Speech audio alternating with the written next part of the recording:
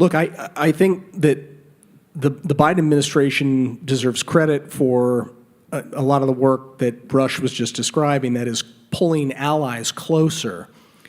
But where the Biden administration has been much less effective is in deterring adversaries in the seams when we're talking about countries that are not formal allies of the United States.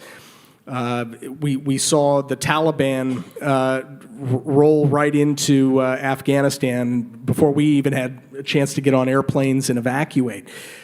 Ukraine is not a NATO ally. It is an independent sovereign country that we had promised back in the 90s to protect, although not to make a formal treaty ally. And President Putin of Russia decided that he didn't think we had the stomach and to defend Ukraine, and he steamrolled right in. Israel is a very close partner of the United States, but it is not actually a treaty ally of the United States. And so Iran has attacked Israel using terrorist proxies like Hamas and Lebanese Hezbollah and the Houthis and various Shia militia in places like Iraq and beyond. So Morgan made this key point, which is that deterrence is what really matters right now, and we're failing at it. We are failing at it in ways that I think are incredibly dangerous and provocative. I think look southward for the next one.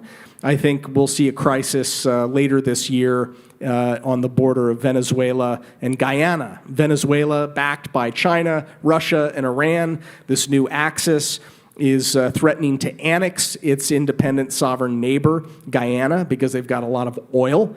And so Morgan also made an important point, which is that this isn't a Biden administration problem. This is a Washington, D.C. problem. It's both parties that are failing to learn the lessons that were written in blood during World War II, namely that deterrence is a whole lot better and a whole lot cheaper than war. And yet, we are now showing that we don't even have the stomach for deterrence.